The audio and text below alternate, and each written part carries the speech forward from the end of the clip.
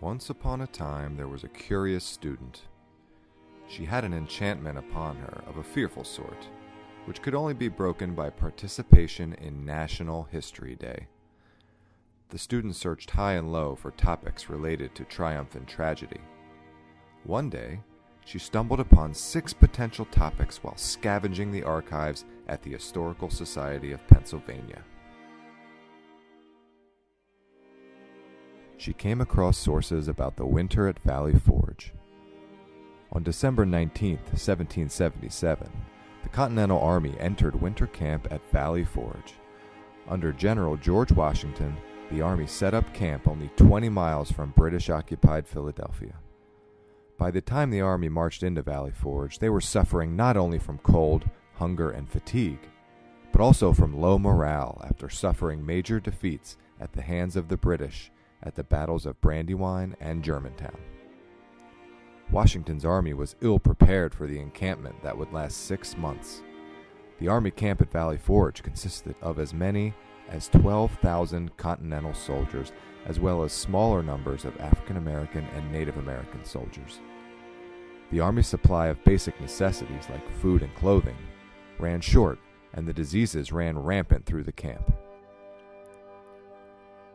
When Washington's army finally marched out of Valley Forge, revitalized and reorganized and uniformly trained, they would forge ahead and fight strong at the Battle of Monmouth in June 1778. Valley Forge was significant not only for reshaping Washington's army, but for the dedication, endurance, and resilience demonstrated by the Americans in their cause for independence.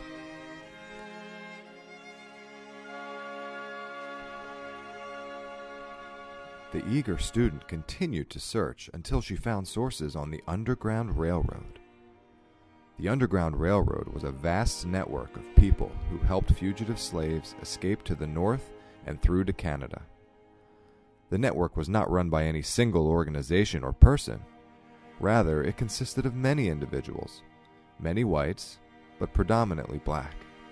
The exact dates of its existence are not known, but it operated from the late 18th century to the Civil War.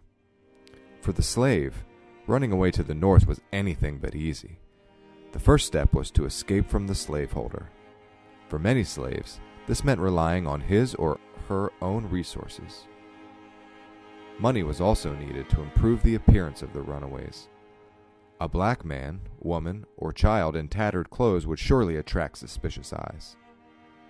This money was donated by individuals and also raised by various groups such as vigilance committees. The Quakers are considered the first organized group to actively help escaped slaves. William Still, father of the Underground Railroad and friend of Harriet Tubman, led Philadelphia's Vigilant Committee. In addition to soliciting money, the organizations provided food, lodging, and helped the fugitives settle into a community by helping them find jobs and providing letters of recommendation. According to one estimate, the South lost 100,000 slaves between 1810 and 1850. Feeling excited about her options so far, the student stumbled upon sources on Alice Paul and women's suffrage. Alice Paul was the architect of some of the most outstanding political achievements on behalf of women in the 20th century. Her vision was the notion that women and men should be equal partners in society. Alice Paul was born into a prominent Quaker family in New Jersey. Paul's parents embraced gender equality, education for women, and working to improve society. While attending a training school in England, she became active with the country's radical suffragists. She first worked within the National American Women's Suffrage Association for 2 years. Then, she co-founded the Congressional Union and formed the National Woman's Party in 1916. Her education as an activist was acquired through a series of arrests, imprisonments, hunger strikes, and forced feedings. Alice Paul advocated for and helped secure passage of the 19th Amendment to the U.S. Constitution, granting women the right to vote. Paul next authored the Equal Rights Amendment in 1923, which has yet to be adopted. Paul continued to push for equal rights and worked from National Women's Party headquarters in Washington, D.C. until her later years. Soon the student came upon sources on the Japanese internment camps. Over 127,000 U.S. citizens were imprisoned during World War II.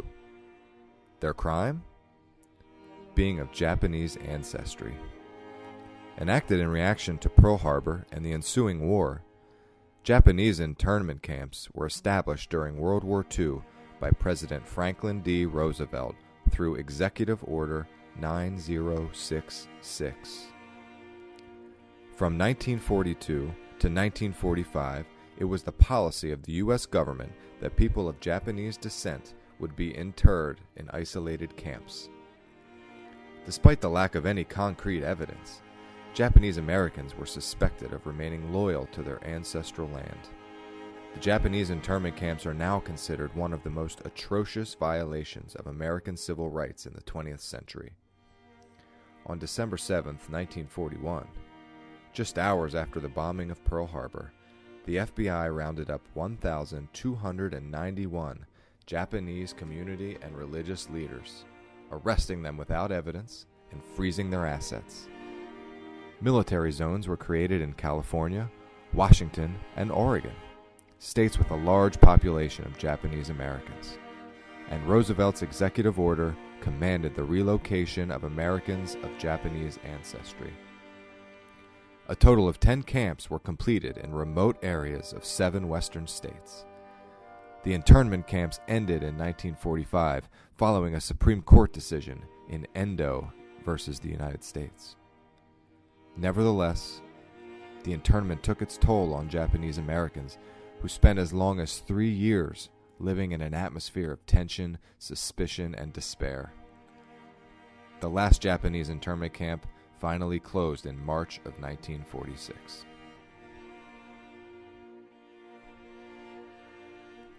The student wrapped up a hard day of research by finally reviewing sources on prison reform in Philadelphia.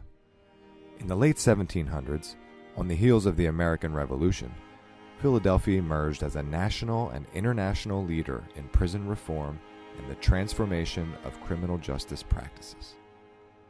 More than any other community in early America, Philadelphia invested heavily in the intellectual and physical reconstruction of penal philosophies, and the region's jails and prisons reflected these evolving principles.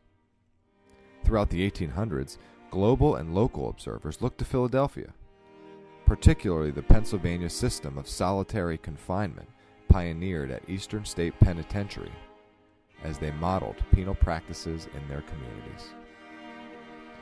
One such organization that embodied this spirit was the Pennsylvania Prison Society.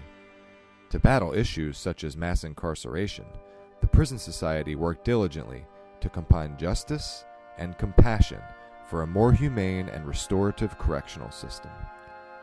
The Pennsylvania Prison Society was founded in 1787 by individuals who signed the Declaration of Independence and later drafted the U.S. Constitution. People who consistently stood up for what was fair and just. The student had a tough decision to make. To break the enchantment, she had to choose one of the 6 to create a project on. Now, which would it be?